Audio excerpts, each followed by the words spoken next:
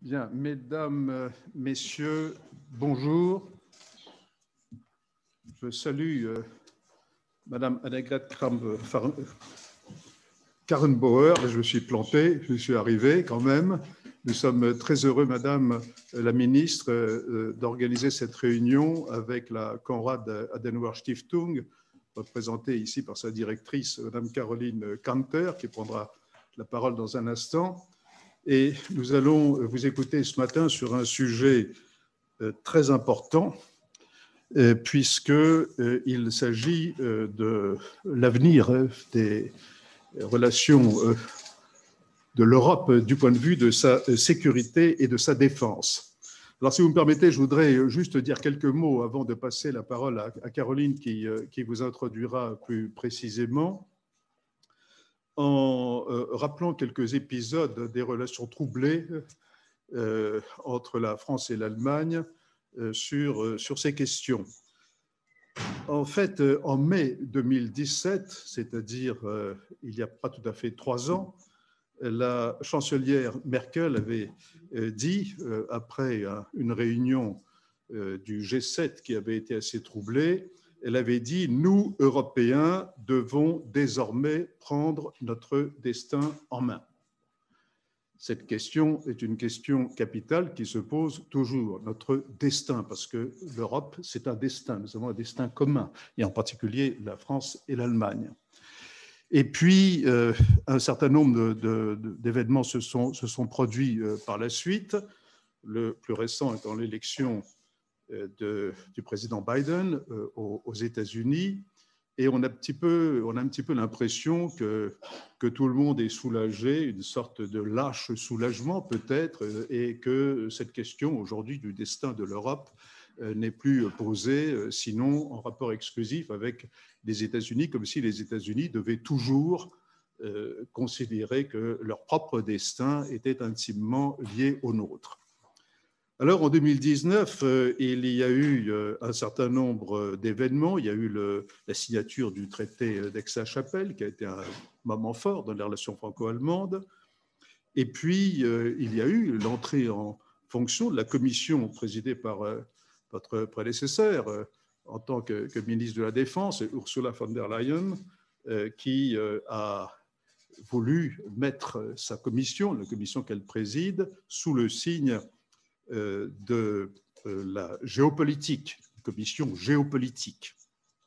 Et puis d'ailleurs, ceci a également été renforcé par la nomination d'une personnalité européenne connue, respectée et compétente de surcroît, Josep Borrell, comme haut représentant pour les questions de sécurité et de défense et vice-président, bien sûr, de la Commission européenne.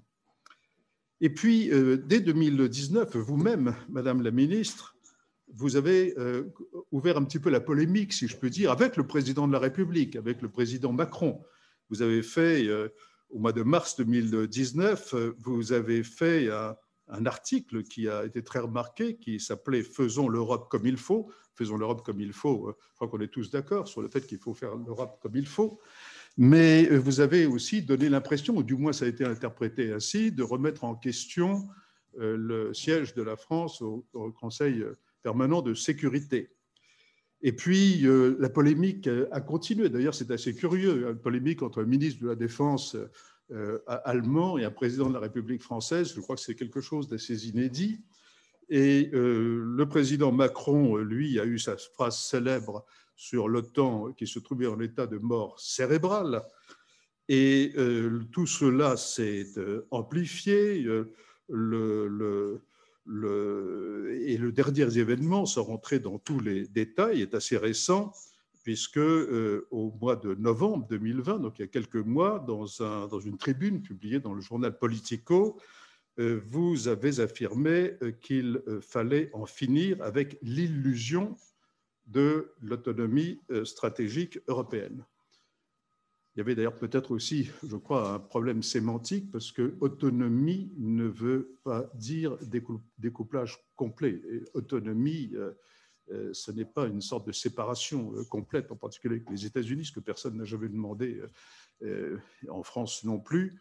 Autonomie, c'est plutôt conserver une certaine capacité de jugement et avoir les moyens d'une certaine capacité de jugement quand les intérêts ne coïncident pas exactement entre les États-Unis et l'Europe, par exemple, ce qui s'est produit typiquement dans le cas de l'Iran. Voilà, Madame la Ministre, où nous en sommes. Et vous allez nous parler, je crois vraiment que ce que vous allez dire va être extrêmement écouté, pas seulement par les Français.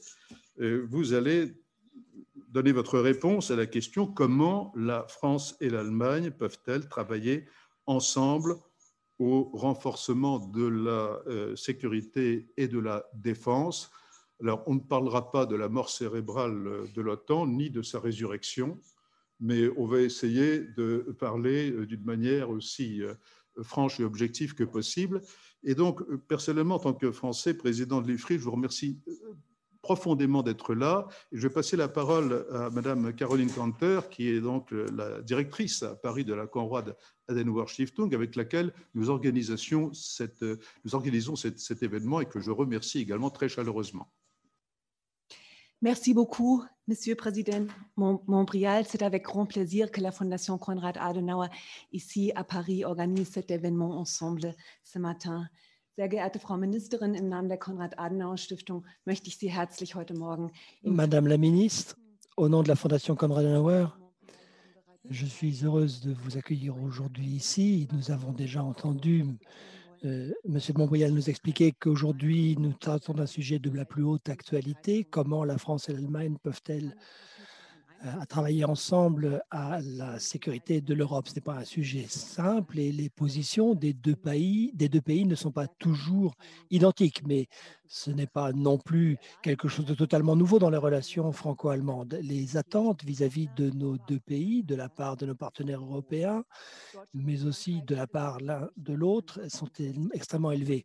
La France et l'Allemagne ont, je crois, conscience de leurs responsabilités et réussissent toujours à impliquer le moteur franco-allemand dans le contexte européen, mais c'est aussi la mission du moteur franco-allemand de toujours entraîner les autres Européens sur ces différents sujets.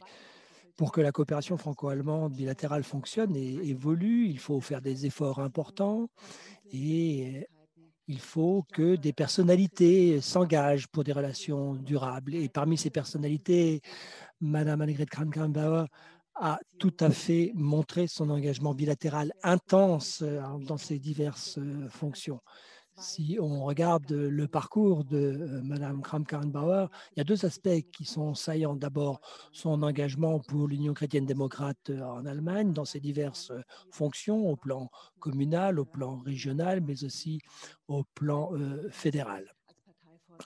Avec notamment la présidence du parti de décembre 2018 à janvier 2021. Le deuxième grand aspect qui est saillant dans ce parcours, c'est l'engagement d'Annegret Kramp-Karrenbauer pour les relations franco-allemandes dans ses différentes fonctions politiques. Je crois que ça a été toujours quelque chose qui lui a tenu à cœur dans le cadre de la coopération transfrontalière, notamment lorsqu'elle a été ministre des divers portefeuilles dans la Sarre, et elle a toujours recherché le dialogue entre la France et l'Allemagne dans les domaines de l'éducation, de la recherche, des affaires sociales, de la famille, pour ne noter que quelques exemples. Et bien sûr, ces expériences ont trouvé leur débouché lorsque vous êtes devenu ministre-présidente de la Sarre de 2011 à 2018 et lorsque vous avez été plénipotentiaire de la République fédérale d'Allemagne pour les relations franco-allemandes. Et depuis juillet 2019, vous êtes ministre fédéral de la Défense. Et là aussi, les échanges avec le partenaire français au plan bilatéral, bien sûr, mais aussi dans le contexte européen, cet échange est très intense. Dans le cadre de la présidence allemande de l'Union européenne au deuxième semestre 2020, la coopération a été efficace et étroite avec les partenaires français. On peut évoquer la coopération structurée permanente, la boussole stratégique, qui sont des éléments de sécurité de la planification et de l'action. La boussole stratégique devrait être finalisé au cours du premier semestre 2022 lors de la présidence française de l'Union européenne et la boucle est ainsi bouclée. Par cette responsabilité commune de la France et de l'Allemagne, les deux pays en sont conscients pour la sécurité et la défense de l'Europe. Et un sondage de l'ambassade d'Allemagne en France en fin d'année dernière a montré qu'à peine 40% des Français considèrent que l'engagement allemand militaire dans le contexte de crise internationale est suffisant. Et à peine un tiers des personnes interrogées considèrent qu'il est insuffisant et veulent davantage. Madame la ministre, ces dernières années, vous avez beaucoup travaillé à renforcer cet engagement de l'Allemagne, tant au plan financier que pour ce qui est de l'engagement de la Bundeswehr dans les missions internationales. Et peut-être qu'il est important aussi de dire ici que le système allemand, le débat allemand et le débat de nos sociétés est très différent d'un pays à l'autre. Donc, les exigences attendues par l'opinion publique sont assez différentes en France et en Allemagne. Alors, concrètement, quelles sont les attentes des citoyennes et des citoyens français à l'Allemagne? Et est-ce qu'on est prêt à les assumer côté allemand? Quelles sont les attentes de l'Allemagne? Peut-être autant de questions auxquelles nous pouvons essayer de répondre aujourd'hui. Nous avons aujourd'hui autour de nous les partenaires experts de l'IFRI, mais je voudrais également souhaiter la bienvenue au public qui peut s'impliquer activement dans ce débat d'aujourd'hui parce qu'au final, ce sont les citoyennes et les citoyens qui vont faire les relations franco-allemandes par leur entente commune. Et donc, je voudrais inviter chacune et chacun à s'impliquer à ce débat. Madame la ministre, mesdames et messieurs, le 18 avril 1951, il y a 70 ans, 6 États européens ont signé le traité instituant la Communauté européenne du charbon, de l'acier, ouvrant la voie à la Commission européenne. Et parmi les signataires, il y avait Konrad Adenauer qui donne son nom à notre fondation. Au début, la situation n'était pas simple, les intérêts étaient assez différents entre les différents pays, mais malgré tout, j'espère que nos décideurs politiques sauront montrer le courage, la confiance des décideurs d'alors et s'en inspireront pour aboutir à des solutions et à des résultats européens internationaux parce que les attentes sont importantes, les défis sont également importants, comme ça a été dit par Thierry de Montbrial. Merci encore infiniment à l'IFRI et j'attends avec intérêt votre intervention, Madame la Ministre, et je donne à nouveau la parole à Monsieur de Montbrial. Merci, Caroline. Et maintenant, je crois que tout le monde attend Madame la Ministre, et donc je vous passe formellement la parole. Merci, cher Monsieur de Montbrial, liebe Frau Kanter, meine sehr geehrten Damen und Herren, bonjour à tous. Madame Kanter, mesdames et messieurs, je suis heureuse et je vous remercie de cette invitation et de cet accueil chaleureux et amical à Paris.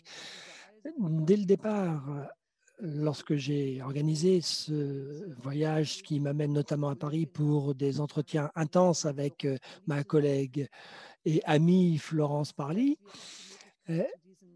il me semblait très important d'avoir cette possibilité d'un échange public parce que je crois que c'est une des caractéristiques importantes de l'amitié franco-allemande et des relations franco-allemandes et je crois que nous ne devons pas n'agir que au niveau politique, n'avoir des échanges que entre experts. Il faut que dans le cas de figures idéales, il puisse y avoir un échange entre nos populations de part et d'autre du Rhin. Et je suis donc particulièrement heureuse que cette coopération entre l'IFRI et la Fondation Konrad Adenauer rende possible ce débat et je voudrais remercier toutes celles et tous ceux qui ont permis l'organisation de cette réunion et tous ceux qui se sont joints à cette réunion. En Allemagne comme en France, il y a souvent des critiques qui s'expriment selon lesquels la politique étrangère et les questions militaires en particulier ne sont pas suffisamment discutées. Il y a toujours à l'ordre du jour de la politique quelque chose de plus important et nous qui sommes chargés de la défense dans nos deux pays, nous en souffrons parfois un peu. Et je trouve que le débat stratégique ne peut pas être suffisamment approfondi et suffisamment large, parce qu'il faut bien comprendre que le monde évolue, les défis de sécurité évoluent et que donc ça a un impact direct sur notre mode de vie en Europe, dans nos pays. Et donc, il est important de rappeler ces liens étroits entre la situation géopolitique et notre vie. Dans le passé, M. de Montbrial l'a évoqué, il y a eu ce débat sur la question de l'autonomie stratégique, de la souveraineté européenne, des capacités d'action, quel que soit le terme que l'on choisit finalement de reprendre. Et c'est un débat qui a fait beaucoup parler de lui et qui a fait aussi la une des journaux, peut-être aussi grâce à cette controverse, parce que parfois c'est nécessaire pour attirer l'attention sur un sujet, mais moi je suis très très proche de la France et j'aurais, à mon avis, j'aurais apprécié qu'il y ait moins de controverses et qu'on puisse néanmoins aborder le fond des sujets. Mais enfin, les choses sont ainsi et donc il faut en parler ouvertement et franchement. Monsieur de Montbrial vient de parler du fait que l'autonomie stratégique signifie que l'on est en mesure de formuler son propre jugement sur une situation. Je crois qu'on peut pousser la définition plus loin. Il ne s'agit pas simplement de dégager son propre jugement sur une situation, son propre avis. Je crois que dès lors que des intérêts très propres sont concernés, il faut prendre sa décision, vouloir agir, et il faut ensuite avoir la possibilité et les capacités d'agir. Et c'est au sens global qu'il faut comprendre ainsi la notion d'autonomie. Et qu'on parle d'autonomie, de souveraineté ou de capacité d'action, peu importe. C'est précisément ce que aujourd'hui nous devons rechercher pour parler d'égal à égal avec les Américains. Et nous n'y sommes pas encore. Et c'est ce que je disais aussi dans l'article, la réalité d'aujourd'hui est ce qu'elle est. Cette autonomie, nous ne l'avons pas encore atteinte, parce que dans bien des domaines, nous sommes encore tributaires des capacités techniques et militaires des Américains. On le voit aujourd'hui très concrètement en Afghanistan et on le voit aussi en d'autres lieux. Ce qui réunit aussi la France et l'Allemagne, c'est que tous deux partagent l'avis que cette dépendance vis-à-vis des Américains, nous devons la réduire. Si il faut considérer que cette question, c'est une course de 100 mètres, c'est un 100 mètres. Disons qu'on est à 50 mètres et nous sommes à peu près d'accord, mais nous savons qu'il faut faire plus pour que l'Europe ait plus de capacités propres. Ça ne fait l'objet d'aucun différend entre la France et l'Allemagne. Je crois qu'au final, la question qui peut se poser, c'est comment voulons-nous utiliser cette liberté conquise plutôt pour nous distancier davantage des Américains ou, au contraire, après l'élection de Joe Biden à la présidence des États-Unis, au moment où on voit que les Américains se tournent encore davantage vers la région Indo-Pacifique, ou dans une redéfinition du partage des tâches, lorsque les Américains, si nous voulons qu'ils restent impliqués pour l'Europe et en Europe, moi, je suis convaincu que nous avons besoin de cet engagement. Je crois que dans la refonte du monde que l'on constate aujourd'hui, on a besoin de toutes les forces de l'Occident pour défendre nos valeurs, notre façon de concevoir le monde et la vie et faire en sorte que ces valeurs continuent de s'appliquer. On voit les menaces qui pèsent aujourd'hui sur les concitoyens français au Pakistan qui sont invités à être très prudents, voire à quitter le pays. Et ça, c'est le résultat d'un débat de politique intérieure en France qui pose la question de la liberté d'expression culturelle, ce qui est quelque chose de tout à fait constitutif de nos sociétés ouvertes et démocratiques. Donc, ce n'est pas simplement une question qui intéresse les Français et la France. La France ici défend pour nous tous l'art et la liberté d'expression. Et il faut donc que nous soyons solidaires. Et c'est la raison pour laquelle, et ça n'a pas été un débat facile en Allemagne, c'est la raison pour laquelle nous considérons aussi que nous devons nous engager davantage dans la région Indo-Pacifique parce que nous sommes un pays exportateur et nous ne pouvons pas simplement nous contenter de la liberté de circulation, de la liberté de commercer. Il faut que nous soyons prêts aux côtés des Français, des Britanniques, auprès des États qui ont le même état d'esprit dans la région Indo-Pacifique. Nous devons être prêts à montrer de quoi il s'agit.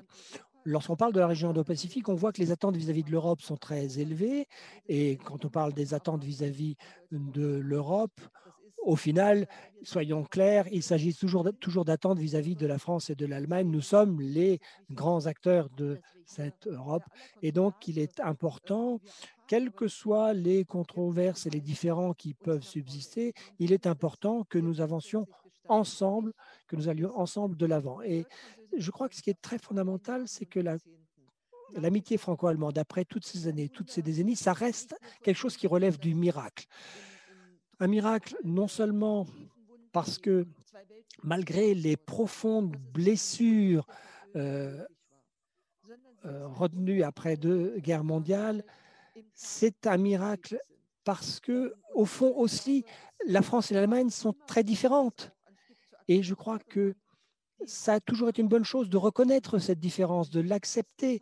Et la dynamique qui s'est mise en place au meilleur moment de l'évolution européenne, elle est née aussi de cette confrontation avec nos différences et de la capacité qui en a résulté de créer quelque chose de commun, de réunir des points de vue différents. Et je crois qu'il faut absolument se rappeler cette réalité et cet élan qui nous anime. Et si nous nous rappelons les points sur lesquels nous avons une vision commune, et je les ai déjà évoqués, il est néanmoins important aussi pour le débat de rappeler que l'Allemagne et la France, dans leur perspective stratégique sur le monde, ont aussi des regards un peu décalés parce qu'elles évoluent dans des contextes historiques et des contextes de fonctionnement de nos institutions qui sont différents. Les raisons sont évidentes. Je vais en évoquer quelques-unes. La France est une puissance nucléaire, pas l'Allemagne. Et l'Allemagne ne veut pas non plus le devenir. Mais ça veut dire aussi que pour sa sécurité, l'Allemagne doit pouvoir s'en remettre aux capacités nucléaires d'autres. Donc, c'est une situation initiale tout à fait différente. La France, membre permanent du Conseil de sécurité des Nations Unies, dispose d'un droit de veto dans ces instances, pas l'Allemagne. Et cela ne veut pas dire, je crois que ça a été un des malentendus, cela ne veut pas dire que l'Allemagne conteste à la France ce siège. Ça ne veut pas dire non plus que nous proposerions de définir ce siège comme un siège européen. Ça ne veut pas dire qu'il faudrait renoncer à ce siège français. Ce que j'ai toujours voulu dire, c'est que la France est un membre permanent du Conseil de sécurité, que c'est une très bonne chose, mais qu'il faudrait aussi que l'Union européenne ait un siège permanent en complément de celui de la France et pas à la place de celui de la France. Pour moi, ça, c'était quelque chose de très important et j'ai eu l'occasion de le redire après cet entretien, mais je suis heureuse de le redire encore aujourd'hui. Et ce qui m'est toujours apparu, c'est que la France et l'Allemagne, la France s'inscrit de par la francophonie dans une perspective beaucoup plus ouverte sur le monde. Et l'Allemagne, c'est quelque chose qui lui a toujours manqué dans le débat de politique étrangère parce que nous n'avons pas un accès comparable au monde. Je rappelle les déclarations du premier secrétaire général de l'OTAN sur la nécessité de fonder quelque chose comme l'OTAN. Il était tout à fait pertinent là-dessus. Il a dit c'est nécessaire pour garder les Américains dedans, les Russes dehors et les Allemands en bas. Ça, c'était un petit peu le point de départ après la Seconde Guerre mondiale. Et ça a eu un impact éducatif très bon sur l'Allemagne. Mais aujourd'hui, les attentes vis-à-vis de l'Allemagne sont différentes.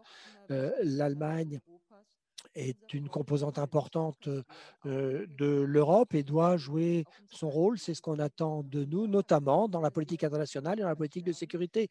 Et là, nous pouvons apprendre beaucoup de ce que fait la France. Et je le sais pour mes entretiens, notamment avec Florence Parly.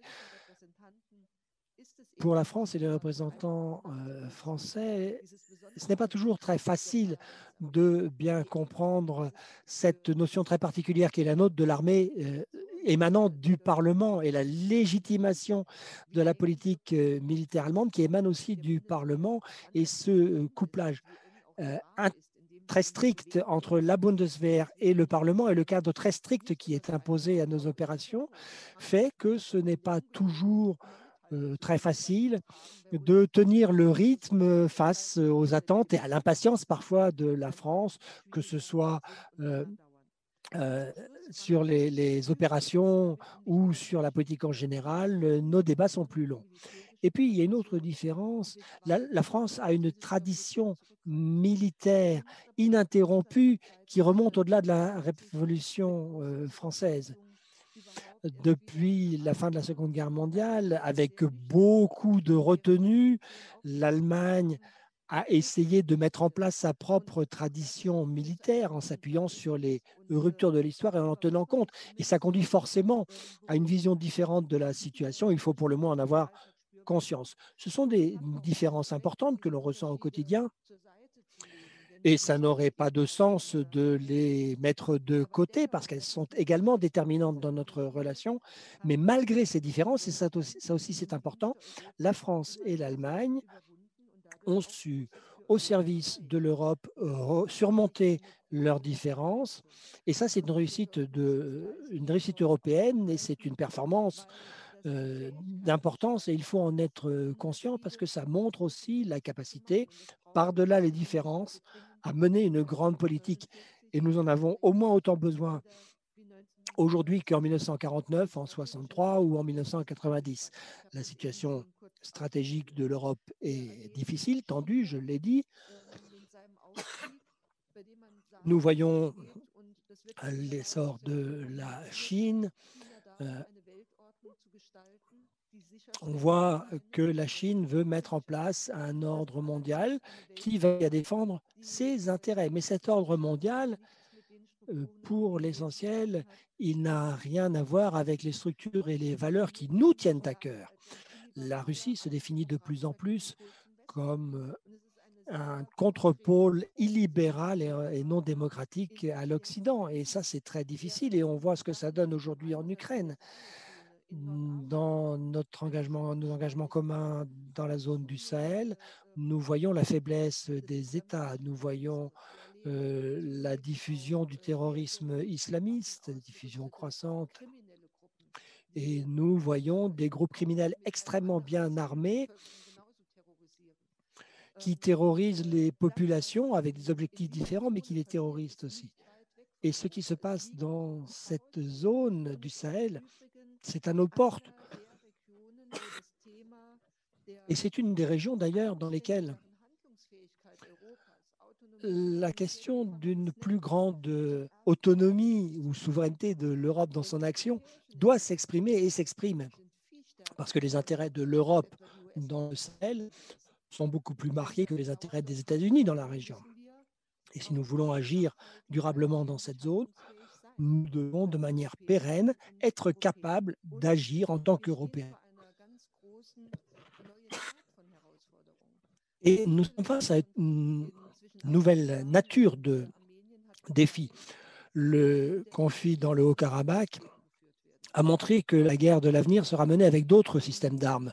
Des drones armés, faciles à acheter, relativement peu onéreux et beaucoup plus difficiles à contrer que ce n'était le cas jusqu'ici avec les armes classiques. Nous le voyons dans le cadre de la militarisation croissante de l'espace. Nous voyons les attaques cyber, les attaques hybrides qui visent aussi à utiliser la désinformation et la déstabilisation pour miner nos systèmes de l'intérieur et miner notre cohésion en Europe. Tout ça, ce sont des défis dont nous devons dire très clairement, personne d'entre nous en Europe, ni la France, ni l'Allemagne, ni aucun autre pays, ne peut maîtriser seul et relever seul ces défis.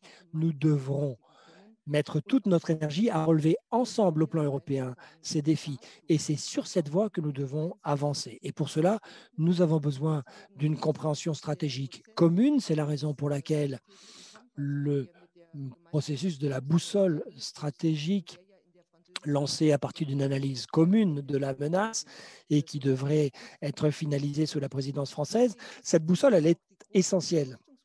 Mais c'est aussi pourquoi les grands projets d'armement sont très importants. Parce que, au fond, il s'agit de savoir si nous, Européens, sommes capables de développer des capacités technologiques de l'avenir pour l'avenir ou si nous devons rester tributaires des évolutions technologiques dans d'autres pays. Donc, que ce soit pour notre engagement dans la zone Sahel, pour l'unité de transport franco-allemande à Évreux, que ce soit sur des démarches communes, des perspectives communes qu'il nous faut développer, nous avons besoin de nous entendre au plan stratégique, mais nous avons aussi besoin de projets concrets qui permettent d'exercer en permanence ces points communs. Et Mme Kanter a évoqué parmi les pères fondateurs Konrad Adenauer, bien sûr, mais il y a aussi quelqu'un de ma région, Robert Schuman, qui fait partie de ces pères fondateurs et qui a toujours dit, Robert Schuman, que l'Europe, ce n'est pas quelque chose qui se met en place à partir d'une grande vision. L'Europe, c'est quelque chose qui a besoin d'une grande vision, mais qui a surtout besoin d'actes concrets. Et ces actes et ces faits concrets conduisent pas à pas à la réalisation de cette vision. Et je crois que cette idée de départ de l'Europe telle que nous la connaissons, elle continue d'être aussi d'actualité et aussi nécessaire qu'elle l'était à l'époque. Donc, je me réjouis particulièrement que l'Allemagne et la France, avec leur amitié particulière et malgré tous les différends, s'engagent pour avancer sur nos visions stratégiques, mais aussi à travers des actes concrets, même si ce n'est pas toujours très simple, même si la voie n'est pas toujours lisse, sans pour autant nier le fait que nous passons par des détours, mais nous atteignons ensemble les objectifs et je veux que nous continuions d'y travailler et je me réjouis d'avance de toutes les interventions intéressantes dans ce débat parce que c'est cette controverse qui nourrit le débat et qui nous fait avancer. Merci.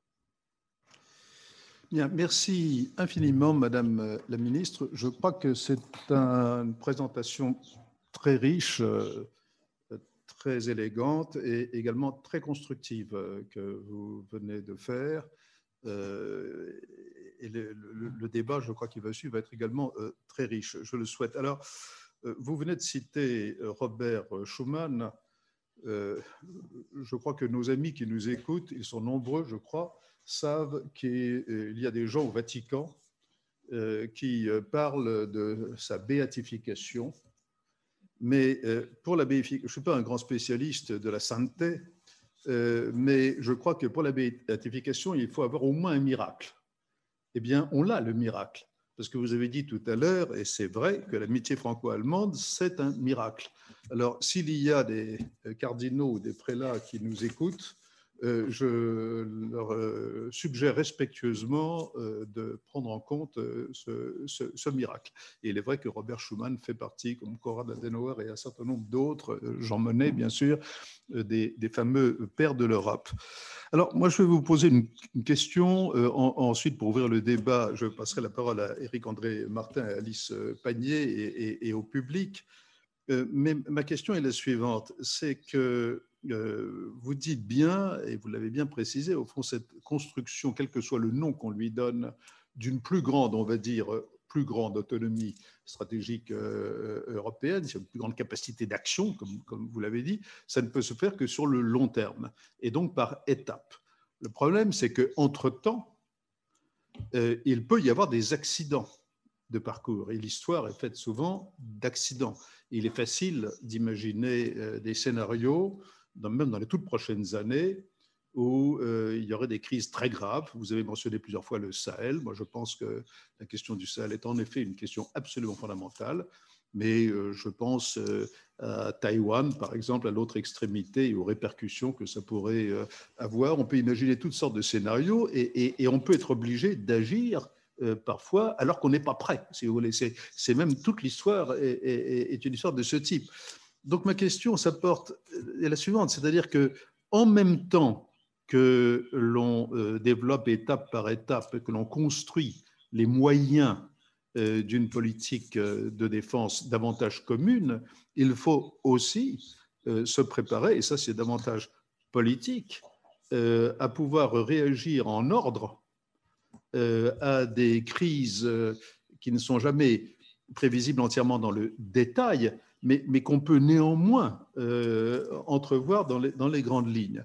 Donc, ma question porte sur ce point. Quant à la méthode, Madame, si vous en êtes d'accord, je vous propose de faire des questions relativement courtes, j'espère que les miennes n'étaient pas trop longues, des réponses, j'ai dit relativement courtes, que Éric André Martin rit, ce qui on réglera ça plus tard tous les deux, et des réponses, voilà, de façon qu'il puisse y avoir un débat. Nous avons à peu près 1 heure, je crois, donc on a quand même le temps d'aborder pas mal de questions. Vielen Dank für diese Frage und ich teile Ihre Einschätzung. Merci pour cette question. Je partage votre analyse. Nous ne pouvons pas croire qu'on peut élaborer une grande vision et que nous soyons tranquilles pendant 25 ans pour la mettre en œuvre. Vous avez évoqué à juste titre qu'il peut toujours y avoir des incidents dans l'intervalle. Et donc, dans la notion de cette boussole stratégique, la perspective de long terme est importante, mais il faut bien sûr avoir des instruments dans l'intervalle, et nous en avons avec la coopération structurée permanente. Et là, nous tirons beaucoup d'enseignements de la pandémie. Que nous ayons la possibilité d'avoir une vision opérationnelle commune, que ce soit sur la question de la brigade européenne, que l'on puisse mieux l'utiliser pour les engagements. Ça, ce sont des questions qui peuvent se poser à court terme et auxquelles nous devons trouver des réponses à court terme. On a vu la mission Irini ces derniers mois, elle a vu le jour relativement vite à partir d'une impulsion européenne et nous y avons tous contribué. On voit qu'il y a encore quelques difficultés à la mise en route de cette mission, mais nous avons malgré tout été capables en tant qu'Européens de dire, bon, là, il y a une mission que nous avons pour surveiller l'embargo sur les armes. Ce n'est pas parfait, mais on voit que c'est possible et nous avons besoin de cette flexibilité. Et l'un ne remplace pas l'autre. Nous avons besoin de ces deux éléments d'approche, de ces deux échelons. Et c'est ce qu'il y a de bien aussi dans cette coopération franco-allemande, c'est que nous travaillons effectivement ensemble à tous les échelons. Je vous remercie. Et donc, je vais passer la parole à Éric André Martin, qui est à l'IFRI, le secrétaire général du CERFA. Le CERFA, c'est le Centre d'études et de recherche franco-allemand, et c'est également l'un des beaux exemples de coopération entre nos deux pays. Éric André. Merci Thierry. Madame la ministre, merci tout d'abord de vous prêter à cet exercice d'échange et de débat public. Et merci aussi pour ces paroles chaleureuses que vous avez dites au sujet de l'importance de la coopération franco-allemande. Je pense que dans la période que nous vivons, il est très important que nous ayons effectivement ce genre de dialogue avec des responsables politiques. Et donc, encore une fois, merci de vous prêter à ce jeu. Alors, je voudrais aborder 3 points. Le premier, c'est, vous avez mentionné tout à l'heure la coopération dans le domaine de l'armement. Alors, vous savez que c'est une grande ambition qui a été posée par le traité d'Aix-la-Chapelle et c'est très important aussi au niveau européen pour renforcer ce qu'on appelle la base industrielle et technologique de défense. Alors, il y a 2 projets qui sont emblématiques dans ce domaine, qui sont d'une part le projet de système de combat aérien du futur et le projet de chars de combat. Alors, pour le moment, si l'on suit le débat aussi bien dans la presse allemande que dans la presse française, il semble que la naissance de ces projets soit relativement difficile qu'il y a des discussions relativement épineuses, ce qui permet à certains de suggérer que finalement, on ne respectera pas les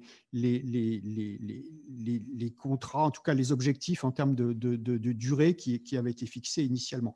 Alors, est-ce que vous pouvez éventuellement nous rassurer sur cette question quant à la possibilité d'arriver à un résultat, je dirais, dans des délais raisonnables? La deuxième question que je voulais vous poser, c'est par rapport à l'Indo-Pacifique, vous l'avez mentionné. Alors, bien sûr, la France avait publié une stratégie de l'Indo-Pacifique. Le gouvernement allemand a publié ensuite des lignes directrices sur l'Indo-Pacifique et il est question d'élaborer une stratégie au niveau européen.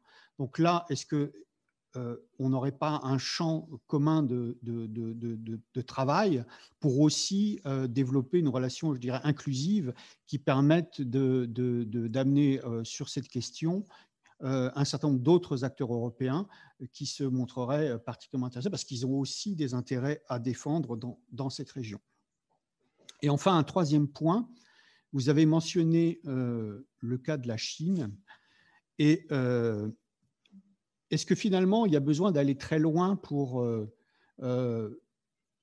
faire face un peu à la poussée chinoise?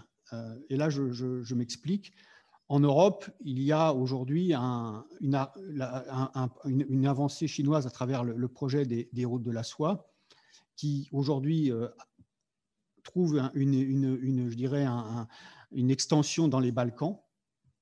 Est-ce que finalement, il ne serait pas dans l'intérêt des Européens, dans l'idée de réduire leur dépendance future, de développer un projet commun d'infrastructure qui permette aussi de se tourner vers les Balkans et de fournir des infrastructures sans être ensuite dépendant d'infrastructures construites par les Chinois au service d'intérêts chinois. Merci. Danke für diese sehr umfangreichen und interessanten Fragen. Merci pour ces questions très riches et très intéressantes. Je vais commencer par les grands projets d'armement. Le SCAF et le MGCS, ce sont effectivement les deux éléments modèles de notre coopération, les projets phares, et notamment lorsqu'il s'agit de développer ces systèmes du futur en Europe. Et il faut qu'à ce stade précoce des projets, nous soyons en mesure de répondre aux nombreuses questions et aux nombreuses demandes de nos partenaires européens qui souhaiteront participer à ces projets. Mais bon, ce sont aussi des projets industriels complexes et il faut dire de manière très honnête qu'il y a de part et d'autre sur les deux projets des intérêts différents, des industriels différents. Il s'agit aussi du partage des tâches dans la chaîne de valeur et nous sommes convenus au plan politique que ce qui est fondamental, c'est que, notamment sur le SCAF, le système de combat aérien du futur, nous parvenions à une entente entre les industriels parce que c'est eux qui vont devoir coopérer de manière efficace entre eux. Et si cette coopération entre les industriels ne fonctionne pas, le projet ne fonctionnera pas. Il faut ensuite, à partir de cet accord entre les industriels, que les politiques l'acceptent. Ça, c'est le cadre que nous avons établi, sur lequel nous sommes clairement mis d'accord. Et nous sommes effectivement dans une phase très décisive puisqu'il s'agit aujourd'hui de résoudre les dernières questions importantes sur les droits de propriété intellectuelle. Mais il faut trouver des réponses, sans quoi ce projet ne sera pas parti sur de bonnes bases. Et côté allemand, le problème, c'est que nous sommes contraints par le temps, parce que pour la suite de ce projet, il faut que le projet en son état actuel soit présenté au Bundestag et approuvé par le Bundestag. Et comme nous avons des élections à l'automne, les sessions parlementaires s'arrêtera cet été. Mais toutes les parties prenantes en sont bien conscientes et donc tout le monde travaille d'arrache-pied et poursuivent les discussions pour essayer d'aboutir. Et je pense que dans nos échanges d'aujourd'hui, nous allons aussi continuer à dire que nous voulons avancer. Nous sommes déterminés à parvenir à faire accepter le projet actuel d'ici l'été. Et ça vaut pour le SCAF comme pour le MGCS. C'est pour les deux projets très important d'avancer. Alors, la région Indo-Pacifique, vous avez raison, il y a une vision française, une vision allemande. Et si j'ai bien compris, mon collègue des Affaires étrangères à ECOMAS, avec M. Le Drian, il est en train d'essayer d'en faire une stratégie européenne, parce qu'il est tout à fait clair, et je l'ai dit, qu'au final, ce qui est essentiel, c'est que en tant qu'Europe, en tant qu'Union européenne, nous soyons capables d'agir dans la région. Et c'est la même chose pour la Chine. Ce que je veux dire absolument aussi, c'est que dans tout ce que nous faisons, il ne s'agit pas d'un pacte d'action contre la Chine. Il s'agit d'agir pour nos convictions, nos intérêts qui nous tiennent à cœur. Et c'est pourquoi je l'ai toujours dit très clairement, si la Chine veut construire sa route de la soie, qu'est-ce qui nous empêche de faire des propositions alternatives plus attrayantes en Afrique? Si la Chine utilise les institutions internationales, qu'est-ce qui nous empêche non pas de nous en retirer, comme ça a été l'erreur des Américains ces dernières années, mais d'utiliser ces organisations internationales pour défendre nos valeurs, nos intérêts? Et là, je vous suis reconnaissante d'avoir évoqué les Balkans. Nous devons dire aussi, lorsque on parle d'une région qui est dans la proximité immédiate de l'Union européenne, et quand on voit des régions dans lesquelles la Russie, la Turquie essaient d'implanter leurs intérêts, nous devons nous demander si, dans la perspective de notre stratégie à long terme, il n'est pas de fait absolument nécessaire de nous engager davantage dans ces régions, à travers un projet tel que vous l'avez évoqué, ou en tout cas dans le cadre des discussions qui sont douloureuses sur les perspectives d'adhésion. Et ça, c'est un sujet qui fait l'objet de bien des controverses au plan de la politique intérieure, tant en France qu'en Allemagne. Je sais ce qu'il en est. Mais si on veut avoir une perspective de long terme, nous devons bien comprendre que nous risquons de perdre cet espace et de l'abandonner à d'autres forces, à d'autres intérêts. Est-ce que nous voulons et nous pouvons nous permettre d'avoir une représentation très forte de la Chine, de la Russie et de la Turquie si près de notre voisinage? Je crois que la question se pose. Voilà encore une question absolument majeure que vous venez de poser, qui soulève une autre question qu'on ne va pas probablement pouvoir débattre aujourd'hui, mais peut-être qu'un jour on fera un autre débat sur ce genre de questions. C'est est-ce que l'organisation politique de nos différents États, avec sur les inconvénients de la démocratie à laquelle nous sommes tous attachés par ailleurs, mais est-ce que ça rend possible la construction de politiques de ce type qui se place d'emblée sur le très long terme? Et vous avez mentionné l'Afrique. L'Afrique en général est effectivement un lieu où nous risquons de perdre complètement la main. Et si nous perdons complètement la main, cela veut dire à terme relativement rapproché un défi sécuritaire majeur pour l'Europe, pas seulement l'Europe du Sud, pour l'Europe dans son ensemble. Alors maintenant, ça c'était plutôt un commentaire, je vais passer la parole à Alice Pagnier qui, à l'IFRI, est responsable d'un projet nouveau qui porte sur les défis technologiques en général. Et nous sommes tous conscients que, pas seulement sur le plan militaire, mais sur le plan économique en général, l'avenir de la puissance se joue très largement sur ces questions technologiques. Alice, vous avez la parole. Merci, bonjour Madame la Ministre, merci pour votre temps. Avant d'en venir au sujet technologique, mais c'est lié, je voudrais parler un petit peu des relations transatlantiques. On les a évoquées à travers le débat sur l'autonomie stratégique, mais finalement il n'y a pas que ce débat, il y a des tas de sujets plus concrets, en effet, au niveau transatlantique à débattre actuellement. Et alors, plusieurs éléments. D'abord, il y a eu cette visite récente du ministre de la Défense américain, Lloyd Austin, qui a annoncé le déploiement, le projet en tout cas d'ajouter 500 troupes américaines ou membres du DoD américain en Allemagne prochainement. Comment avez-vous reçu cette annonce et comment comprenez-vous les attentes américaines face à l'Allemagne dans le nouveau contexte de l'administration Biden? La relation américaine, c'est du bilatéral, États-Unis-Allemagne, mais c'est également évidemment l'OTAN. L'OTAN qui est en prise à un débat sur son rôle dans le contexte du concept stratégique pour l'année prochaine, avec deux grands sujets, la Chine d'une part et les enjeux internes à l'OTAN sur la démocratie. Avec le cas évidemment de la Turquie, Hongrie, Pologne, etc. Selon vous, quel sujet est le plus fondamental aujourd'hui, s'il fallait en choisir un? Sur quoi l'OTAN devrait-elle se concentrer? Qu'est-ce qui devrait être la priorité du nouveau concept stratégique? Sur ce sujet de la Chine, qui est toutefois au cœur des débats, on l'a vu dans le rapport aussi NATO 2030, l'OTAN cherche de plus en plus à s'impliquer dans le sujet chinois, notamment à travers ses dimensions technologiques, infrastructures.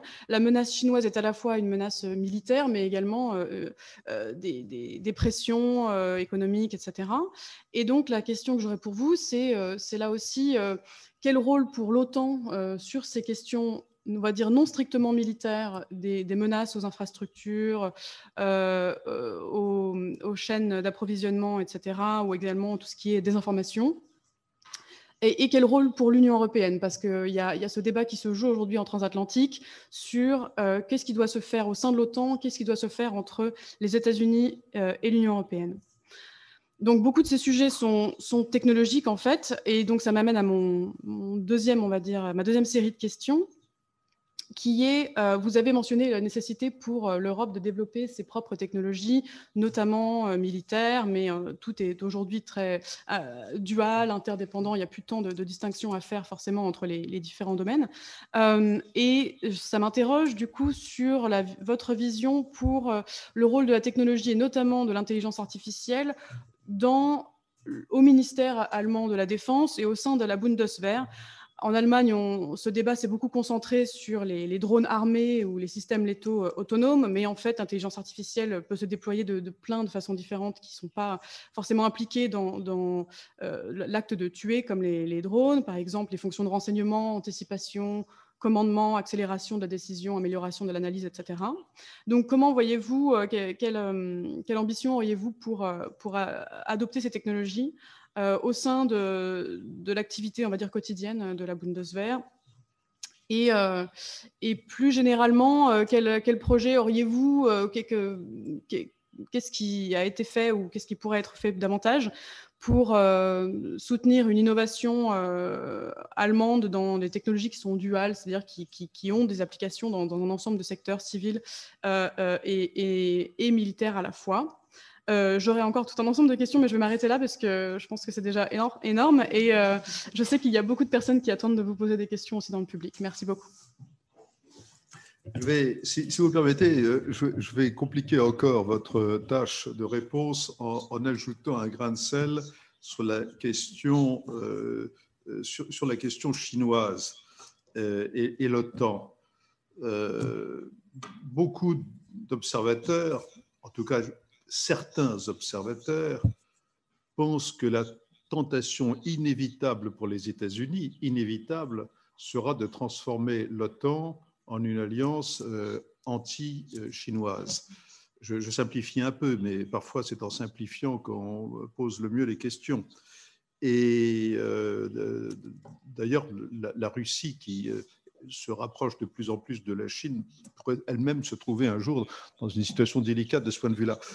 Et ça pose effectivement une question dans la période intermédiaire pendant laquelle nous essayons d'augmenter nos capacités. Ça pose la question: comment pouvons-nous rester de bons alliés avec les États-Unis, ce qui est l'intérêt de tout le monde, mais en même temps de résister à des pressions qui pourraient nous mettre même assez rapidement dans des situations très délicates.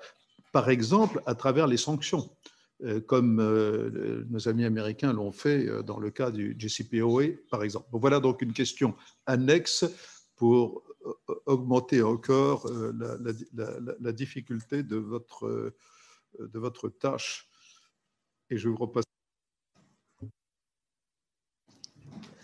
Vielen Dank. Ich finde die Diskussion sehr spannend und ich nehme das. Je trouve cette discussion vraiment très intéressante et J'y vois une invitation à poursuivre la discussion dans tous les cadres possibles, parce que je crois que nous ne pourrons que ébaucher des réponses aux questions qui se posent. Je vais commencer par la relation bilatérale entre les États-Unis et l'Allemagne. Et là, il faut dire très clairement que la décision de l'administration Trump de retirer des troupes d'Allemagne l'année dernière, elle apparaissait assez clairement comme une volonté de sanction dans le débat de la contribution de l'Allemagne au sein de l'OTAN.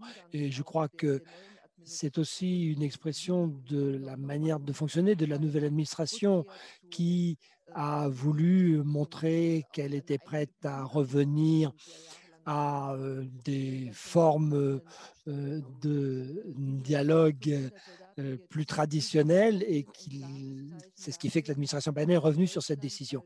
Ces 500 soldats supplémentaires, ces 500 personnes supplémentaires, c'est aussi une manière de reconnaître la fonction de plaque tournante de l'Allemagne au sein de l'OTAN. Et je crois que c'est aussi un signe du fait que, quels que soient les débats sur la région Indo-Pacifique, les États-Unis continuent de voir avec beaucoup d'intérêt et d'attention la situation particulière de l'Europe et le rôle de la relation transatlantique et de la situation de l'Europe. Et les Américains y voient la nécessité de leur engagement soutenu. Alors, les questions que vous avez posées à propos de la Chine, je vais les regrouper. En fait, effectivement, la Chine, c'est un pays frappé par une grande ambivalence, il faut le dire très clairement. C'est bien la réalité. Nous sommes étroitement imbriqués au plan économique avec la Chine. Ça vaut pour la France, ça vaut pour l'Europe et ça vaut tout particulièrement pour l'Allemagne. Et ces relations commerciales, ces relations économiques, on ne peut pas en faire abstraction. Elles font partie de la réalité. Deuxième réalité, la Chine, de par sa simple taille, son potentiel, est absolument nécessaire si nous voulons résoudre ensemble les problèmes de l'humanité. Gérer le changement climatique sans la Chine, ça ne va pas être possible. Et on le voit aussi, malgré toutes les controverses, il faut avancer sur ces questions avec la Chine. Mais la Chine est un État qui dit, bon, ben, nous imposons nos intérêts, ce qui veut dire que toute critique à notre égard, c'est une immixtion dans nos affaires intérieures, une ingérence dans nos affaires intérieures. Tandis que pour nous, les droits de l'homme, c'est une notion universelle qui ne peuvent pas être considérés comme une affaire intérieure d'un pays ou d'un autre. Et la Chine dit, nous avons notre propre système, ce n'est pas la démocratie, et nous voulons façonner le monde de telle façon pour que nos intérêts soient défendus. Ça ne peut pas être l'intérêt des Européens, et là, nous devons agir. Alors, pour nous, ce n'est avant tout pas une question militaire. La Chine a l'ambition de moderniser ses forces armées. Bon, c'est son bon droit. Nous n'avons pas l'exclusivité sur le droit d'avoir des forces armées modernes. Mais notre mission, c'est avec les autres de créer un réseau qui empêche qu'un pays, dans son voisinage immédiat et au-delà, par sa simple taille et son simple potentiel, puisse déterminer tout dans son propre intérêt. À l'avenir aussi, il continuera d'y avoir des différends en droit maritime, en droit commercial, et je veux que ces différends soient déterminés en fonction du droit maritime international, que ce soit en mer du Chine ou en Méditerranée. Ça doit être la procédure. Ce que je ne veux pas, c'est qu'un pays ne puisse plus agir librement dans ses frontières parce qu'il saurait qu'il s'expose autrement à des sanctions de la Chine. Et c'est là le point sur lequel la menace de la Chine devient réelle pour l'Europe. La Chine influe déjà sur des comportements internes de membres de l'Union européenne et de l'OTAN. Et ça, c'est une menace pour la cohésion. Vous avez évoqué la boussole stratégique. Qu'est-ce qui est le plus important pour moi? Il faut absolument parler de la Chine parce que Jusqu'ici, ça ne jouait pas vraiment un rôle dans les fondements stratégiques de l'OTAN. Nous ne sommes pas à jour en la matière. Mais il faut aussi veiller à cette cohésion interne parce que l'OTAN n'est capable d'agir, c'est bien nos principes, que dans la mesure où nous avons assuré cette cohésion interne. Et nous l'avons vu que des forces de réaction importantes, par exemple pour les Baltiques, pour l'Europe centrale et orientale, pour la Méditerranée, pouvaient être bloquées pendant des mois à cause des différends avec la Turquie. Donc, cette capacité d'action interne à l'OTAN, il faut la renforcer. Ça, c'est pour moi un point essentiel. Et c'est un défi qui se pose pour l'Europe comme pour l'OTAN. D'ailleurs, je crois que c'est une bonne indication du fait que nous avons intérêt à ce que les deux processus qui fonctionnent pratiquement en parallèle au plan chronologique, que nous ne les concevions pas indépendamment l'un de l'autre. Il faut que nous essayions au moins que les grands sujets que nous voulons traiter, nous essayons de les traiter de part et d'autre. Qu'on les traite dans le contexte de l'Union européenne ou dans le contexte de l'OTAN, il faut assurer la cohérence entre les deux approches. Sinon, la coopération entre l'Union européenne et l'OTAN va se trouver dans une situation délicate. Et vous me posiez la question des nouvelles technologies. Pour moi, ces nouvelles technologies, dans un premier temps, elles sont neutres. Elles sont porteuses de dangers, c'est le cas de toutes les nouvelles technologies de tout temps, mais aussi elles apportent des perspectives, des chances, ces nouvelles technologies. Ce qui est important, au final, c'est qu'il faut qu'on voit toujours très clairement que l'intelligence artificielle ne peut pas remplacer l'éthique, la morale humaine et les principes humains. Il faut donc qu'à tout moment du processus, c'est l'humain qui décide et pas un algorithme. Je crois que ça, c'est un point essentiel. Et puis, lorsque vous me demandez, si vous me demandez quel est notre grand projet, je crois que nous avons un intérêt commun à ce que nous traitions de la question de l'espace. Parce qu'on voit que c'est un domaine qui suscite de plus en plus d'intérêt et il faut que ce domaine soit régi par des règles. Et pour moi, très concrètement, notamment du fait de l'histoire des forces armées allemandes, je crois que lorsqu'on regarde les forces terrestres, c'est déjà le cas aujourd'hui, mais il faut que ce soit le cas encore plus pour l'avenir. Il faut que nous nous appuyions sur un système numérique, digitalisé. Le commandement ne fonctionne plus aujourd'hui comme hier. Et ces systèmes intégrés pour nos propres forces, bien sûr, mais aussi garantissant l'interopérabilité avec les autres forces, ça, c'est un grand défi parce que ça commence sur une question toute simple. Ça va des connexions radio entre les diverses unités jusqu'aux infrastructures numériques et informatiques. Donc, ça, c'est un débat que nous devons avoir aussi au sein de l'Union européenne vis-à-vis de la Chine. Quelle est notre contribution à la résilience ? Que pouvons-nous faire pour avoir des infrastructures résilientes qui nous permettent de communiquer en sécurité sans être soumis à des attaques? Et ça a des répercussions très concrètes en France comme en Allemagne. On pense à Huawei. Donc, on voit que très vite, en France comme en Allemagne, on arrive à des décisions très concrètes qui ont un impact très concret et qui doivent être évoquées dans le cadre d'un Conseil européen, d'un sommet européen. Donc, avoir une perspective de long terme, ça c'est un défi, mais l'autre défi, c'est d'avoir des réponses immédiates. Et peut-être que c'est plus vrai encore aujourd'hui qu'au cours des périodes écoulées. Merci infiniment. Je particulièrement apprécié la manière dont vous avez posé le problème de la relation avec la Chine et le triangle Chine-OTAN-Union européenne, parce que la façon dont vous posez le problème n'est pas du tout agressive. Ce n'est pas la façon classique de dire, voilà, il y a un rising power, il y a un pouvoir qui monte et ça conduit le fameux piège de Thucydide, etc., etc. Je crois que vous avez posé cette question d'une manière extrêmement intéressante qui méritera sûrement aussi approfondissement. Et du reste, on va garder ça pour la fin parce qu'on va passer la parole maintenant au public. Ce serait peut-être bien qu'avant qu'on termine cette réunion, vous disiez quelques mots un peu dans le même esprit par rapport à la Russie. Et vous nous disiez un petit mot au passage de Nord Stream, d'ailleurs. Pourquoi pas? Vous voyez, on laisse même le temps pour avoir la réponse. Donc maintenant, nous allons prendre les questions du public et Éric André va organiser cela. Éric André. Bien, merci Thierry. Donc, il y a beaucoup de questions posées par le public. Alors, je vais essayer de regrouper par bloc thématique pour être plus simple. Alors, Thierry a commencé à mentionner la Russie. Alors, je vais reprendre quelques questions plus précises sur la Russie. Alors, il y a une question le hasard est là, de Thomas Gomard, le directeur de l'IFRI. La revue intégrée britannique présente la Russie comme la principale menace. Que pensez-vous de cet ordre de priorité?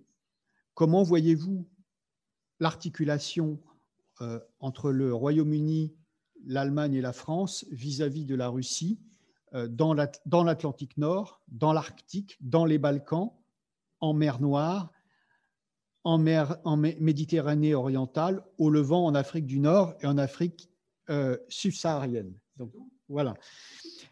Alors, autour de cette question qui est assez complète, il y a d'autres questions autour de la Russie que je vais regrouper. Alors, il y a bien sûr des questions sur Nord Stream et l'intérêt pour l'Allemagne de maintenir ce projet dans les circonstances que l'on connaît. Et il y a aussi une question de l'ambassadeur de Roumanie qui concerne le sud-est de l'Europe. Et je lis la question. La Roumanie soutient un rôle plus actif de l'Union européenne concernant les conflits prolongés dans la région de la mer Noire. Une discussion sur le thème est d'ailleurs prévue à l'initiative de la Roumanie lors de la réunion informelle des ministres du mois de mai.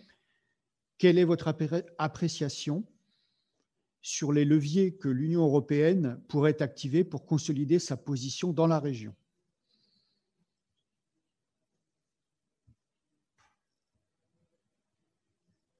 Et je vais arrêter là pour vous laisser répondre sur la Russie. Après, on prendra peut-être un autre.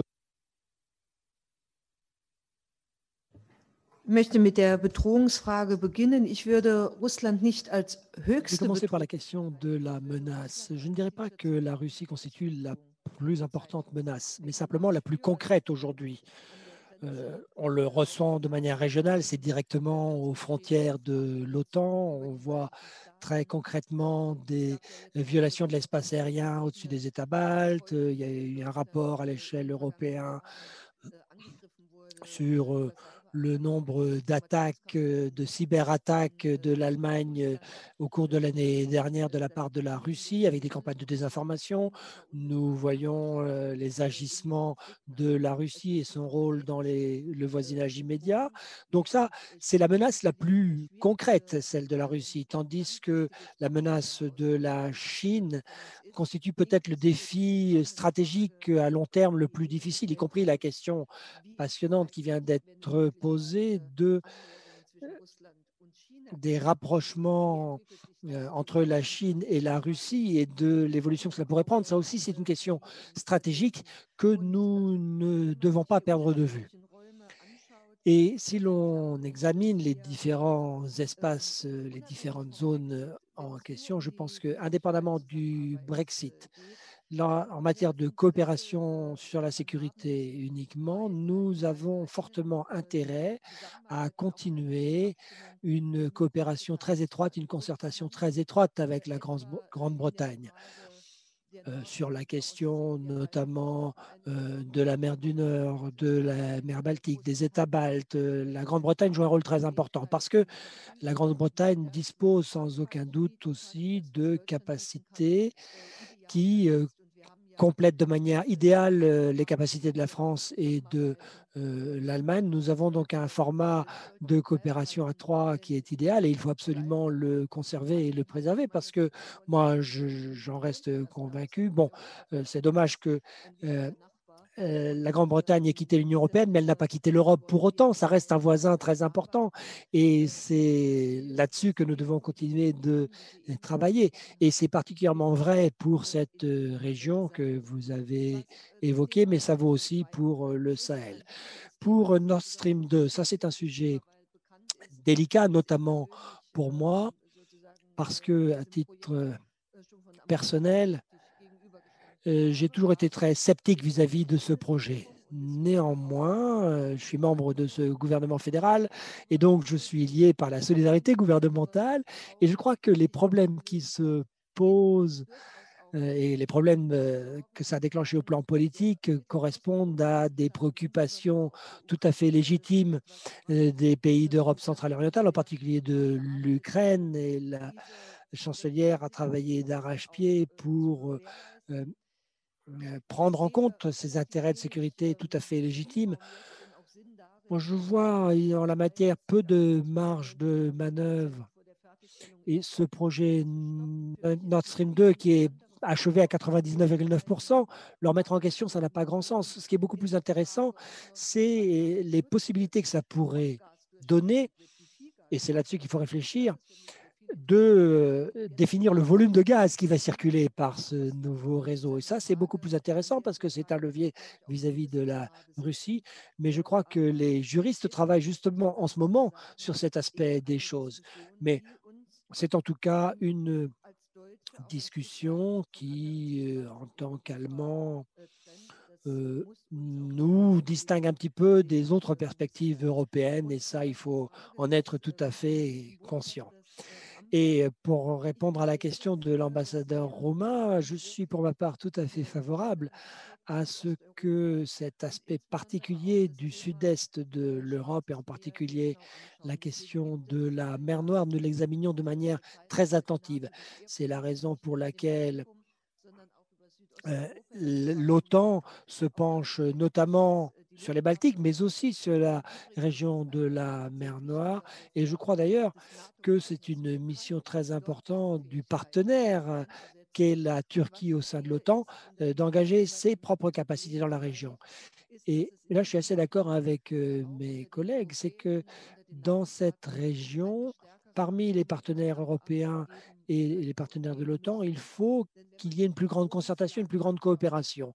Parce que lorsqu'on regarde l'analyse de la menace et lorsque l'on voit en particulier comment les capacités de la marine russe ont évolué dans la région, je crois qu'il est tout à fait important d'examiner dans quelle mesure la Russie serait en mesure d'agir simultanément par la mer Noire et par la mer Baltique. Donc, je crois que c'est une question militaire qui se pose et c'est la raison pour laquelle le sud-est de l'Europe, nous devons en parler de manière beaucoup plus intense en politique étrangère, mais aussi dans le regard que porte l'OTAN.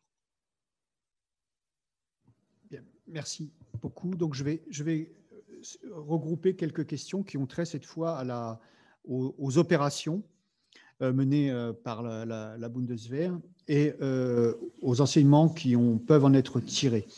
Donc, il y a une question posée par une collègue allemande, Dr Susanne Konrad, de la CAS Berlin. Les intérêts français et allemands dans la région du Sahel sont très différents. Bien qu'il y ait une nouvelle stratégie révisée de l'Union européenne pour le Sahel depuis hier, je voulais demander quelles sont les chances d'une stratégie commune franco-allemande pour le Sahel et à quoi elle pourrait ressembler selon vous. Et une autre question, toujours sur le même sujet, c'est posée par je ne retrouve plus le nom, mais par un participant. Quels enseignements la Bundeswehr a-t-elle tiré de son engagement en Afghanistan et éventuellement quels bénéfices elle peut en tirer au regard d'un engagement au Sahel? Si vous permettez, je voudrais rebondir une seconde sur la question de la collègue allemande sur les intérêts différents, dit-elle, entre l'Allemagne et la France au Sahel. La question que je pose est un peu méthodologique, parce que quand on dit intérêts différents, il faut s'entendre sur le court terme, le moyen terme ou le long terme, parce que je conçois très bien que les intérêts soient différents dans l'immédiat au Sahel. Je pense que pour la plupart des citoyens allemands, c'est bien loin le Sahel. En revanche, si on réfléchit au développement qui pourrait se produire dans la région en cas de perte de contrôle de la situation, d'établissement d'États islamistes hostiles, etc., à ce moment-là, ça change complètement de nature. Autrement dit, et on en revient donc au compas, on revient au compas stratégique, mais il faut toujours faire le pont entre le court terme et le long terme. C'est une remarque, question méthodologique au passage. Ich möchte das gerne unmittelbar aufgreifen. Ich teile diese These nicht, dass es... Oui, je voudrais réagir tout de suite. Je ne partage pas l'idée selon laquelle il y aurait des intérêts différents entre la France et l'Allemagne en la matière. Je crois que nous avons un grand intérêt commun qui est, sur la perspective de long terme, de faire en sorte que la zone du Sahel, mais au-delà, nous voyons l'évolution au Mozambique, au Congo, au Tchad, que cette région soit stabilisée. Je le disais tout à l'heure, le problème que nous avons, c'est que nous sommes confrontés à des États faibles, que de plus en plus les structures terroristes sont interconnectées, que les conditions de vie se détériorent, notamment du fait du changement climatique. Et nous, Européens, Français et Allemands, n'avons aucun intérêt à ce que dans notre voisinage immédiat, il y ait une telle région d'une telle ampleur qui soit déstabilisée. Ça imposerait aux populations de quitter leur pays, ça a un impact sur les flux migratoires et cela permettrait de constituer une zone de repli pour les terroristes. On a vu en Afghanistan depuis 20 ans que l'Afghanistan pouvait constituer une zone de repli des terroristes d'Al-Qaïda et nous ne pouvons pas permettre que cela se produise de la même façon en Afrique. Et le risque que cela se produise est extrêmement élevé. Et ça, c'est le grand intérêt que nous partageons, ce qui est tout à fait commun. Et chacun y apporte sa contribution en fonction de ses moyens, avec ses capacités qui lui sont propres. Mais nous sommes tout à fait d'accord sur l'objectif. Et je parlais justement de l'Afghanistan.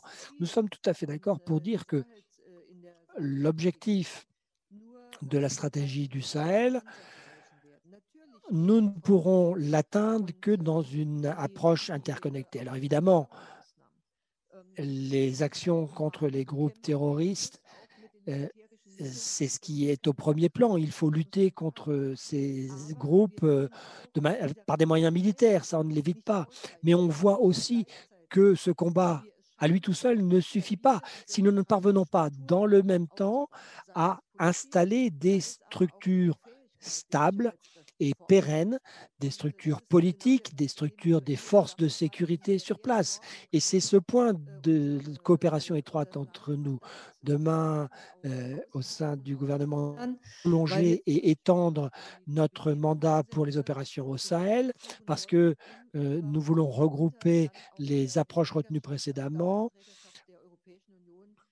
pour les placer sous l'égide de l'Union européenne à Sévaré avec la mise en place d'un centre de formation. Autrement dit, il y a là des démarches dans le cadre desquelles nous coopérons étroitement. Alors, comme vous me demandez quels enseignements nous pouvons avoir tirés de l'Afghanistan, eh bien, tout d'abord, ce qu'a appris la Bundeswehr, c'est que les soldats et les soldates ont été en mesure de tenir au combat. Et c'était une situation tout à fait inhabituelle pour nous. Nous avons perdu beaucoup de soldats, mais nous savons aussi à quel point il est important que dès le départ, les objectifs et les attentes d'une opération soient décrits de manière très objective et transparente. Le point de départ de l'arrivée en Afghanistan après le 11 septembre, c'était d'éviter que l'Afghanistan soit une zone de repli pour les troupes d'Al-Qaïda. Et il s'agissait d'aider à établir les forces de sécurité sur place. Nous avons une armée afghane de 280 000 hommes avec une armée de l'air qui s'est mise en place. Donc ces objectifs, nous les avons atteints. Mais les objectifs qui se sont surajoutés à cela, et qui visait peut-être à faire de l'Afghanistan un État européen en forçant le trait. Là, il faut dire très clairement que là-dessus, c'était plus qu'ambitieux, pour dire les choses de manière très modérée. Et il faut être très prudent dans une zone comme celle du Sahel, qui est encore plus compliquée, encore plus délicate.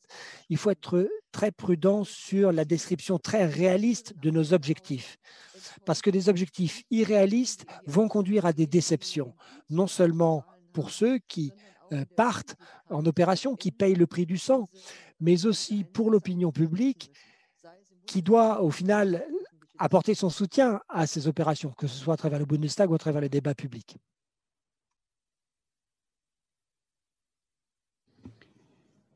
Merci, Madame la Ministre. Donc là, je vais faire un bloc de questions autour des capacités, de tout ce qui a trait aux capacités. Alors, la première question, que pourraient faire la France et l'Allemagne pour faire face ou pour renforcer les capacités de cyberdéfense de l'Union européenne? Vous avez évoqué tout à l'heure les attaques cyber, notamment d'origine russe.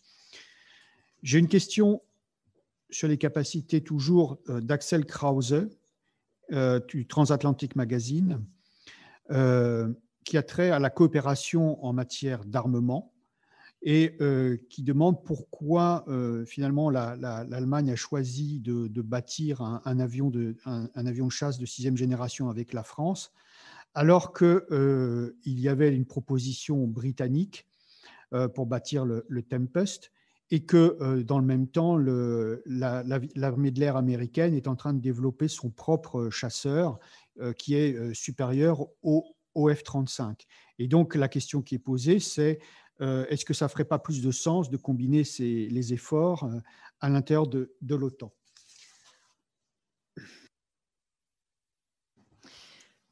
Auch hier sehr interessante Fragen, was das Thema Cyberverteidigung Là anbelangt. encore, ce sont des questions très intéressantes. Pour ce qui est de la cyberdéfense, il s'agit sans aucun doute dans nos achats et nos investissements nationaux, dans un premier temps, de renforcer nos capacités de cyberdéfense. Mais il s'agit aussi, par-delà ces efforts nationaux, de voir au plan européen ou au sein de l'OTAN à mettre en place des normes communes, que nous définissions ensemble ce que l'on entend par infrastructure sûre, comment établir l'excellence et comment le faire ensemble. Il y a au sein de l'OTAN des centres d'excellence. Il y en aura un sur l'espace qui sera implanté en France. Et je crois que ce sont bien des exemples qui montrent justement que quand on travaille sur des mêmes sujets, que ce soit en Europe ou en tant qu'Européens au sein de l'OTAN, il faut que les débats s'enrichissent mutuellement. Mais ça vaut pour les nouvelles évolutions technologiques globalement. Dans ces développements, si les Européens veulent jouer un rôle à l'avenir, ce qui va être déterminant, c'est pas simplement de choisir entre les normes américaines et chinoises. Il faut que nous ayons nos propres normes. Je crois que le rôle industriel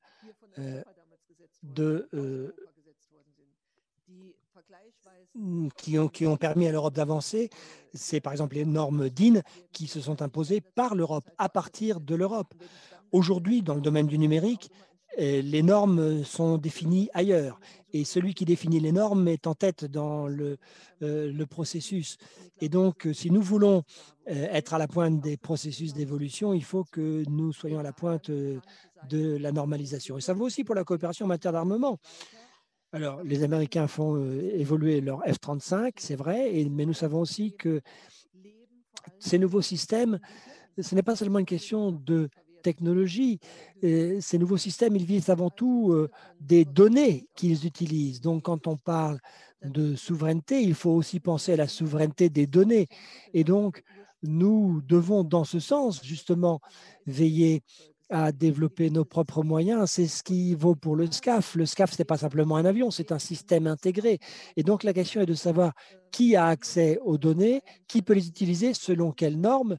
Si nous fixons nos propres normes en Europe, nous avons intérêt à développer nous-mêmes notre système. Et je crois que l'expérience du passé nous montre qu'il est important de faire cela déjà en franco-allemand, comme avec Airbus. Nous avons un des grands acteurs de l'aéronautique qui a un point de départ franco-allemand. Pour moi, c'est une des raisons qui fait que le SCAF est un projet phare qui s'impose depuis le traité d'Aix. Je crois que nous avons le temps d'une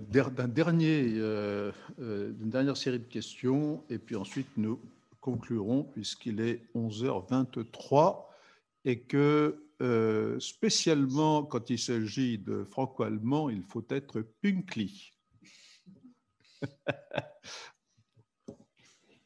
Bien, la dernière série de questions concernera plutôt des aspects institutionnels.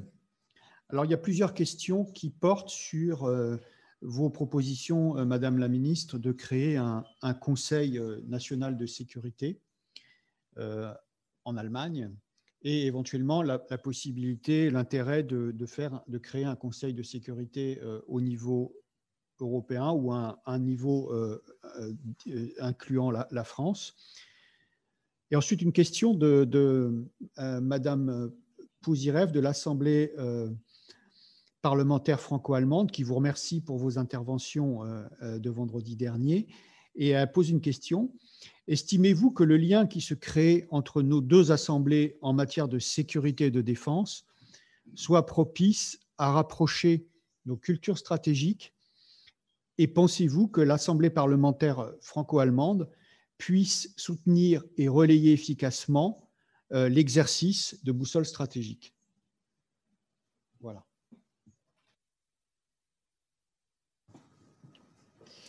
Die Frage eines nationalen Sicherheitsrates ist für mich auf La question du Conseil national de sécurité est pour moi au plan national une question très importante.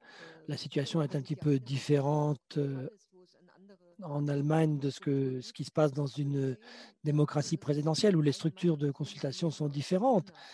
Mais ça, c'est un des enseignements que je tire de la crise de la Covid.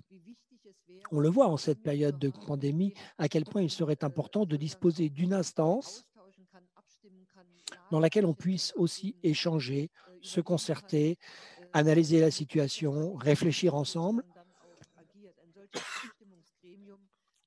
aux stratégies que l'on veut déployer. Une telle instance de concertation, je crois que ce serait tout à fait souhaitable pour l'avenir en Allemagne. Et si l'on suit ma vision au Conseil de sécurité des Nations Unies, si on n'a pas seulement des États européens qui sont représentés, mais aussi un siège de l'Union européenne, ça présuppose bien sûr que nous nous soyons d'abord concertés avant que ce siège européen puisse parler en notre nom. Donc, ça pose évidemment la nécessité d'une concertation sur les questions stratégiques. En ce qui concerne le rôle des parlements, je crois que c'est une des meilleures inventions du traité d'Aix-la-Chapelle. Cette étroite concertation, cet échange étroit entre nos parlementaires. Je le disais tout à l'heure, la Bundeswehr, c'est une armée parlementaire. C'est une discussion que j'ai souvent eue au début avec Florence Parly parce que c'était difficile de comprendre pourquoi je dispose d'un budget militaire, mais pourquoi, malgré ça, pour chacun des grands projets, je dois conduire un débat au Parlement et obtenir un aval et un accord des parlementaires. Ça fonctionne différemment de ce qui se passe en France. Je crois qu'il faut le savoir et connaître nos systèmes respectifs pour comprendre que côté allemand, il faut plus de temps pour les débats, pour mettre en place les choses. Et ça permet aussi de comprendre pourquoi, du fait de notre histoire aussi, le Parlement a tant de réserves à envoyer les soldats allemands dans des opérations antiterroristes. Ce n'est pas que nous n'ayons pas les capacités, mais c'est qu'il y a là derrière un choix politique. Et il faut le comprendre, tout comme nous devons comprendre comment fonctionnent les structures, les perspectives stratégiques des Français. Et je crois que dans nos parlements en particulier, puisque c'est le cœur de nos démocraties. Je crois que ce débat joue un rôle essentiel et je souhaiterais vraiment que le débat sur l'autonomie stratégique, ce ne soit pas simplement un débat d'experts entre les communautés d'experts, les institutions telles que l'IFRI ou d'autres, ou les décideurs politiques spécialisés au niveau de l'OTAN ou de l'Union européenne. Je pense que ce débat doit être mené aussi au Parlement, entre les représentants des citoyens, parce que c'est ce qui caractérise la démocratie. Au final, nous représentons les personnes qui constituent notre pays.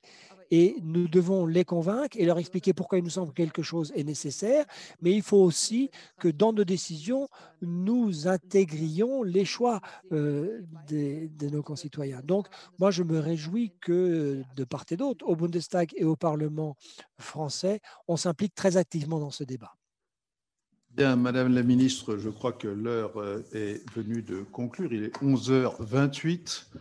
Il reste donc 2 minutes. Je voudrais dire, je vais quand même vous poser une ultime question très courte. Dans ces débats, dans ces controverses, comme il y en a eu donc, ces derniers mois, je me demande parfois s'il n'y a pas aussi une question des différences de mindsets, de façon de penser entre français et allemand. Vous êtes en général assez concret. Bon. D'ailleurs, je vous remercie. Je crois que l'exercice que vous avez fait aujourd'hui est absolument magnifique aussi à cet égard. Donc, vous préférez partir de questions assez concrètes, assez circonscrites, tandis que les Français, il faut bien reconnaître, nous adorons les constructions abstraites, intellectuelles, nous adorons théoriser, nous adorons faire des discours à la Sorbonne ou ailleurs. Et est-ce qu'à votre avis, puisque vous êtes sarroise aussi, vous connaissez bien la France, est-ce qu'à votre avis, ces différentes façons d'aborder les choses, ces différentes façons de penser font partie des obstacles au fond à surmonter?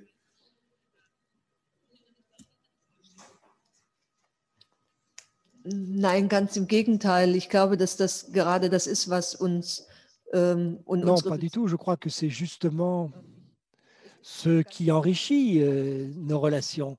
Il est tout à fait évident que pour des raisons historiques aussi, en Allemagne, on est très réservé, très réticent vis-à-vis de notre armée. On est très prudent à l'égard des grandes visions. Notre histoire nous a montré à quel point les grandes visions peuvent amener le malheur sur les peuples. Donc ça, c'est un des enseignements que nous avons tirés de l'histoire. Mais dans le même temps, nous avons une admiration secrète pour la France qui est en mesure d'intégrer dans un grand cadre ce qui nous paraît comme des obstacles très concrets et d'en faire une mission au sens large. Les questions fondamentales du temps, les structures fondamentales qui sont interrogées, vous les mettez en perspective. Et moi, dans mon expérience politique, j'en viens à croire qu'on a besoin des deux. On a besoin d'un regard précis sur les éléments concrets parce qu'il faut pouvoir mettre en œuvre les idées, passer à des actions concrètes, comme le disait Robert Schuman. Mais si Robert Schuman et Konrad Adenauer avaient commencé après la Seconde Guerre mondiale à discuter des points sur lesquels il fallait commencer à coopérer, eh bien, on n'aurait jamais abouti au miracle qu'est l'Union européenne et la construction franco-allemande. Il fallait aussi une grande vision en parallèle. Et cette grande vision, personne n'aurait osé y penser et y croire en Allemagne. Et je crois que ça a été une des forces, cette rencontre entre des forces visionnaires et puis la prise en compte très concrète des étapes pour y parvenir. Et c'est ces deux éléments qu'il faut réunir, ce qui ne veut pas dire que l'Allemagne n'a pas le droit de développer des visions et que la France n'a pas le droit d'être concrète. Je crois que nous pouvons apprendre les uns des autres. Et vous insistez pour que nous arrêtions de manière très ponctuelle. Et moi, j'en suis aujourd'hui à me dire que bon, la ponctualité, ce n'est pas si fondamental que ça. Ça prouve aussi que nous nous sommes rapprochés les uns des autres.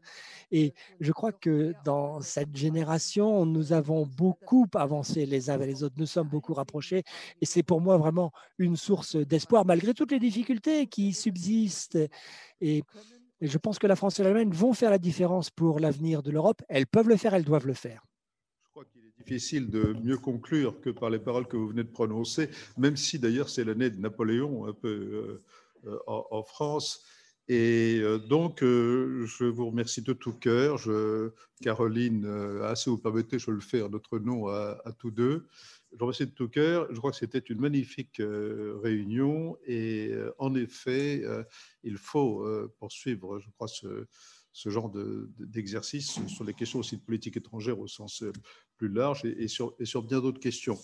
Donc, Madame la Ministre, merci et je vous souhaite à vous personnellement et à l'Allemagne le meilleur, car c'est notre plaisir et notre intérêt. Merci infiniment.